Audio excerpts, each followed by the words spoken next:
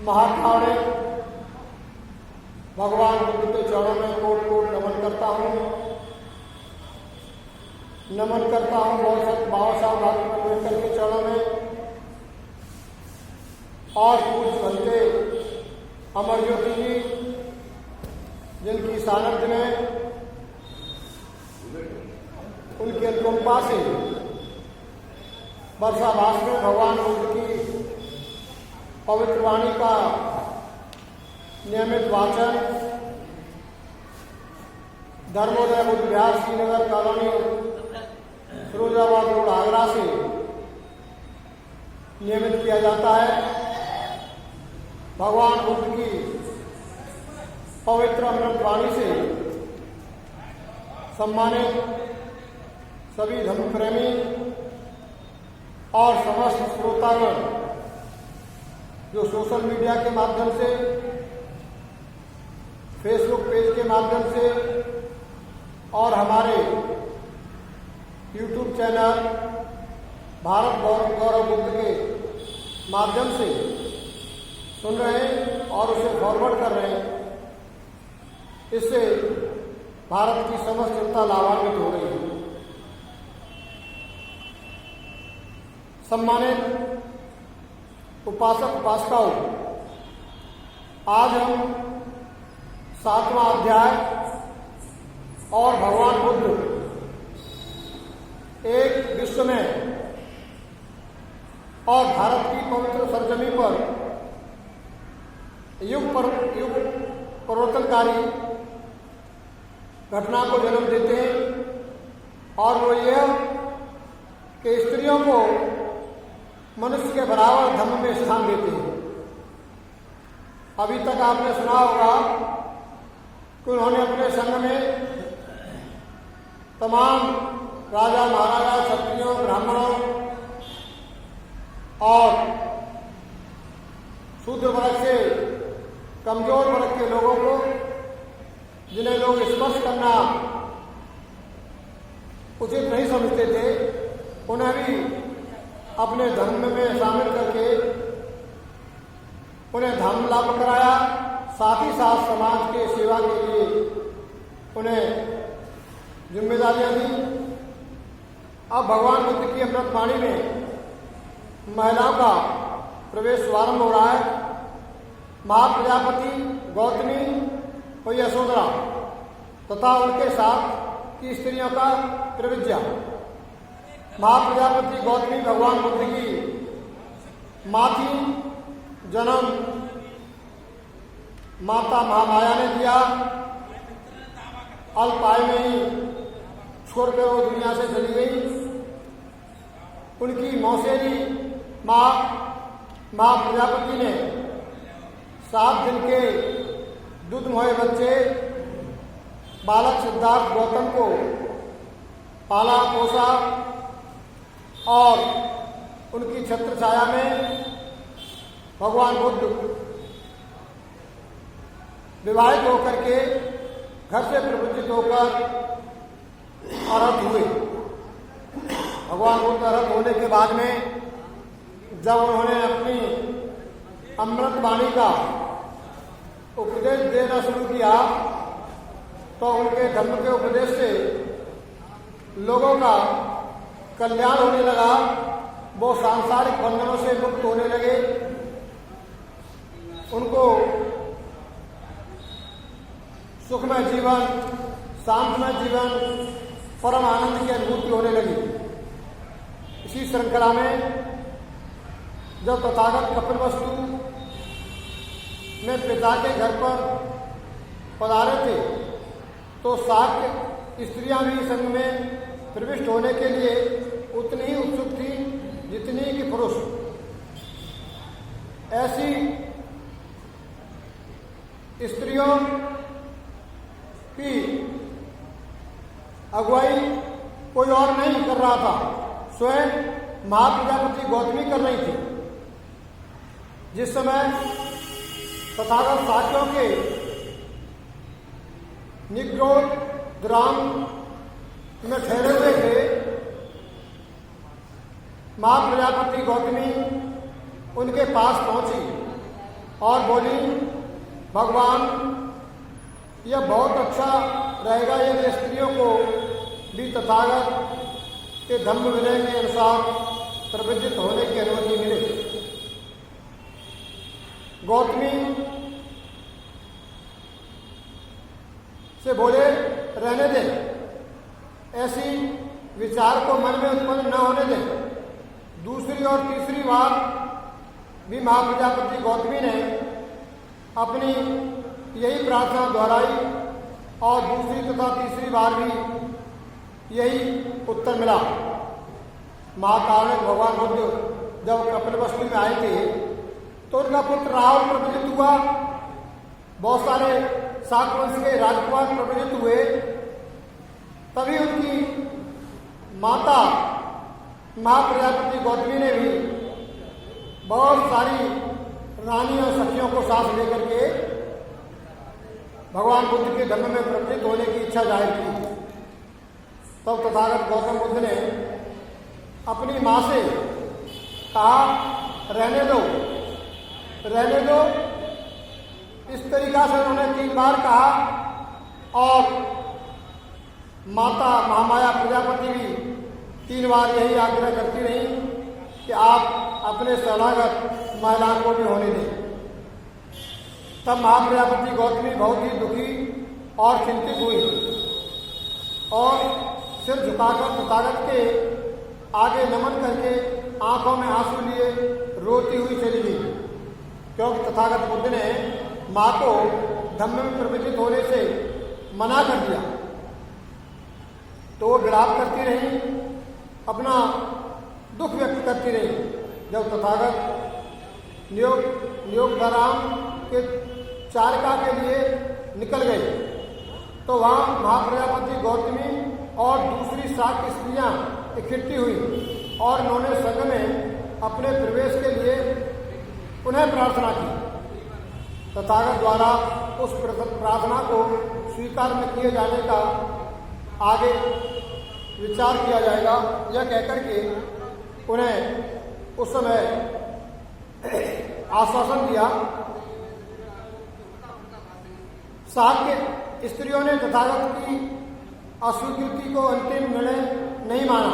उन्होंने निर्णय किया कि वे परव्राजक जैसे जीवन धारण करके तथागत के सामने उपेक्षित कार्य संपन्न करके उपस्थित होंगे।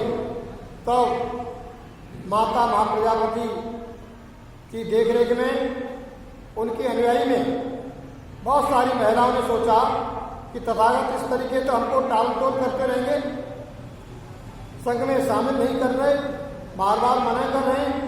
हो सकता है हम लोग जीवन धारण कर लें उसी वेशभूषा में जैसे भिक्षु संघ रहता है, अगर पहन करके उनके सामने जाएं तो हो सकता है कि भगवान बुद्ध हमको पसंद करें और हमें संघ में अनुमति दें। तदनुसार महाप्रजापति गौतमी ने अपने बाल काटे, काश्य वस्त्र पहने और अन्य शाक कुल की स्त्रियों के साथ तथागत से भेंट करने के लिए चल पड़ी। उस समय तथागत वैशाली के महावन के कूटागार भवन में ठहरे हुए थे। वहां तो भगवान बुद्ध उनको मना करके चले आए, लेकिन उनकी माता की हट थी कि मैं धम्म में प्रवृत्त होकर रहूंगी। तो उन्होंने अपने साथ और शाक्त वंश की महिलाओं को तैयार कर लिया। उन्होंने अपने केस काट लिए, कांस्य वस्त्र धारण करके चीवर की तरह, और तथागत की शरण में अनुमति लेने के लिए कूटागार वैशाली के लिए चल दी। कुछ समय बाद अन्य स्त्रियों के साथ महाप्रजापति गौतमी वैशाली के कूटागार भवन में पहुंची, उस समय उनके पांव सूजे हुए थे और उन पर धूल चढ़ी हुई थी। काफी दूरी और कई दिन में चल चल के उन्होंने पैदल तय की थी और नंगे पैर चलने से उनके पैरों में सूजन आ गई थी और धूल मिट्टी से बहुत गंदे हो चुके थे।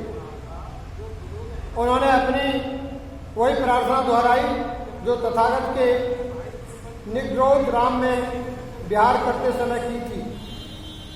तथागत ने फिर उसे पूर्ववत अस्वीकार कर दिया। भगवान बुद्ध ने पुनः अपनी माफी प्रार्थना को संघ में शामिल होने की को ठुकरा दिया, मना कर दिया।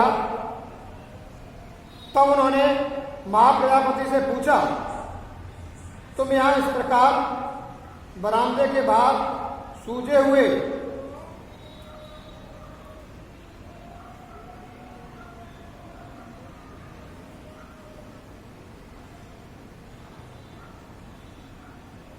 प्रार्थना जब उन्होंने ठुकरा दी तो दूसरी बार भी और तीसरी बार भी यही पुनरावृत्ति हुई।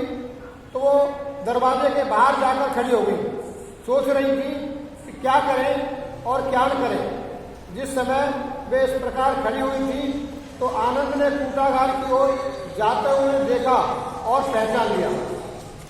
तो भिक्षु आनंद जो थे भगवान बुद्ध के भिक्षु संघ के प्रमुख थे, उन्होंने महाप्रजापति को पहचान लिया कि वो कूटागार के बरामदे में एकांत में जाकर के खड़ी हो गई है।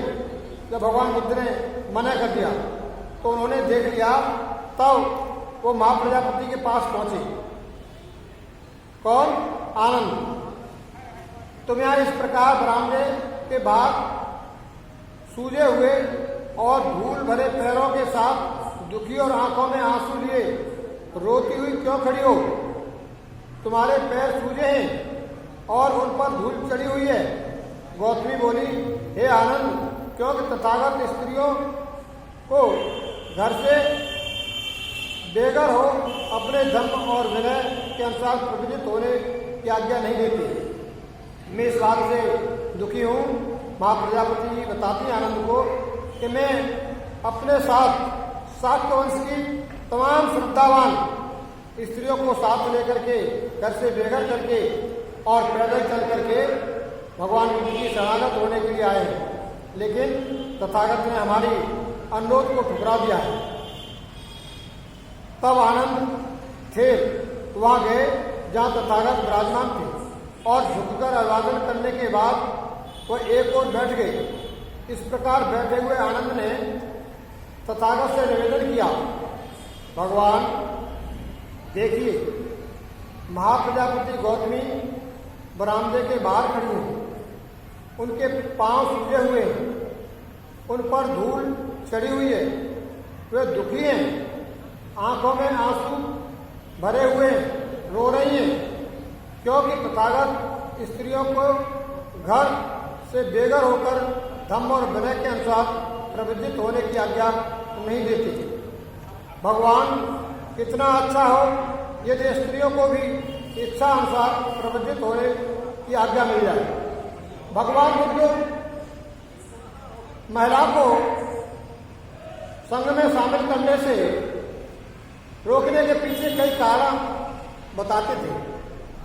आज से 2.5 साल पहले आज जैसे संसाधन नहीं थे, पक्के घर मकान नहीं थे और संघ का उन्होंने नियम बना दिया था कि भिक्षु एक जगह नहीं ठहरेंगे, उनकी निजी संपत्ति नहीं होगी, 2 वस्त्र से ज्यादा धार नहीं करेंगे, धन का संचय नहीं करेंगे, भीख मांग करके खाएंगे।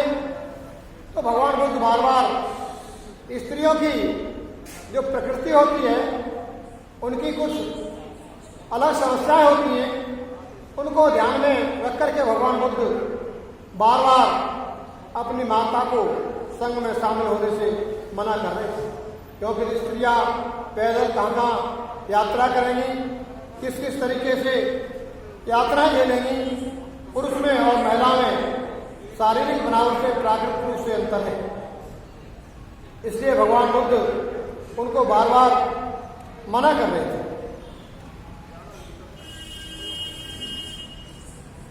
लेकिन उनके बार बार अनुरोध करने पर जब आनंद भगवान बुद्ध के पास पहुंचे और उनकी व्यथा बताई और कह रहे थे, क्या महाप्रजापति गौतमी ने सिद्धार्थ की विशेष सेवा नहीं की है? ये जो आनंद थे, जो उनके खास शिष्य थे और बहुत जिम्मेदार थे, वो अर्हत हुए थे। वो भगवान बुद्ध को समझाते हुए, अन्य विनय करते हुए कह रहे हैं, क्या महाप्रजापति गौतमी ने सिद्धार्थ की सेवा नहीं की? तथागत, जब आप सिद्धार्थ गौतम थे, जब बाल्यावस्था में थे, तो क्या माता महाप्रजापति ने आपकी सेवा भाव नहीं किया? जब माता का शरीरांत हो जाने पर मौसी की हैसियत से उन्होंने सिद्धार्थ का पालन पोषण किया और अपना दूध पिलाया। यह कितना अच्छा होगा कि भगवान यदि स्त्रियों को भी घर से बेघर होकर तथागत के धम्म और विनय के अनुसार प्रवृत्त होने की अनुमति मिली। तब आनंद भगवान बुद्ध से विनय करते हैं और माँ की ममता और माँ के द्वारा पालन पोषण जो किया गया, उस वृतांत को भगवान बुद्ध को बड़े करुणामयी तरीके से समझाते हैं और उनको सहमत करने के लिए बार बार आग्रह करते हैं। तो तथागत कहते हैं आनंद से, आनंद बस रहने दो, स्त्रियों को भी प्रवृत्त होने की अनुमति नहीं मिलनी चाहिए। दूसरी बार तीसरी बार आनंद ने उन्हें उन्हीं शब्दों में अपनी प्रार्थना दोहराई और उन्हें तथागत का वही उत्तर मिला। आनंद के बार बार समझाने पर, माँ की ममता का ब्यौरा देने पर, माँ की ममता का वखान करने पर, माँ के द्वारा पालन पोषण करने की तमाम बातें भगवान बुद्ध को आनंद ने बताई। लेकिन आनंद बार बार यही कहते रहे, आनंद महिलाओं को संघ में शामिल होने से रहने दे। तब पूजनीय आनंद फिर ने तथागत से पूछा। अब आनंद जो है सवाल जवाब करने पर आ गए, भगवान बुद्ध से सवाल जवाब करने लगे और वो क्या कहने लगे, भगवान आपके द्वारा स्त्रियों को प्रवृत्त न करने का क्या आधार हो सकता है? तो भगवान जानते हैं कि ब्राह्मणों का यह मत है कि शूद्र और स्त्रियों कभी मोक्ष नहीं प्राप्त कर सकती, क्योंकि वे अपशुद्ध और हीन होती है। तब आनंद ने भगवान बुद्ध से एक सीधा सीधा तीखा सवाल किया। और क्या सवाल किया? क्या भगवान आप महिलाओं को इसलिए प्रवृत्त होने की मतलब अनुमति नहीं देते, जैसा कि ब्राह्मण शास्त्रों में ब्राह्मणों का मत है कि स्त्रियां जन्म से अपवित्र होती हैं और वो मोक्ष प्राप्त करने की अधिकारी नहीं होती, वो अशुद्ध होती हैं। और ये परंपरा आज भी दक्षिण भारत में वहाँ के मंदिर में आपको सबरीमाला के मंदिर में आज भी स्त्रियों का प्रवेश वर्जित है। महिला संगठनों ने भारतीय संविधान के अनुसार समानता के अधिकार पर आधार पर और धार्मिक स्वतंत्रता के अधिकार के आधार पर सुप्रीम कोर्ट का मुकदमा लड़ा और सुप्रीम कोर्ट ने अपने जजमेंट में कहा कि स्त्रियों को भी पुरुष के तरह समान अधिकार है धार्मिक रूप से और मठ मंदिरों में जाने का। किंतु जो दकियानुसी विचारधारा के लोग हैं, जो कानून को नहीं मानते, संविधान को नहीं मानते, केवल अपने रूपवादी विषमतावादी धर्मशास्त्रों के अनुसार आज भी अड़े हैं और वो कहते हैं नहीं महिलाओं को हम अलाउ नहीं करेंगे। और किया भी है तो उसमें कंडीशन लगा दिया उन्होंने कि जब रजस्वला होना महिलाओं का बंद हो जाए, यानी 50 साल के ऊपर की जा सकती है या रजस्वला होने से पहले की जा सकती है। बीच की महिलाएं 14-15 वर्ष से ऊपर की और 50 साल के नीचे की महिलाओं को आज भी वहां के पुजारियों ने वर्जित किया है। यानी जो प्राकृतिक महिला को वरदान है कि अगर वो रजस्वला नहीं होगी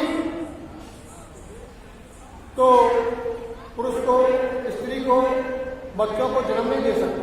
और वही बच्चा जो इस अपवित्र अवस्था में पैदा होता है वही बड़ा होकर के पंडा पुजारी बन करके विद्वान बन करके उसी महिला के सीने पर यह वार करता है कि तू अपवित्र है। इतनी विडंबना है। अगर महिला ये संकल्प ले लें कि अगर इस तरीके से हम केवल महिलाओं को ही जन्म देंगे, पुत्रियों को जन्म देंगे और विवेककारी पुत्रों को पैदा नहीं करेंगे या उनका पालन पोषण नहीं करेंगे तो इनकी पंडिताई, इनकी विद्वता, इनका सब कुछ खत्म हो जाएगा। लेकिन माँ तो माँ होती है।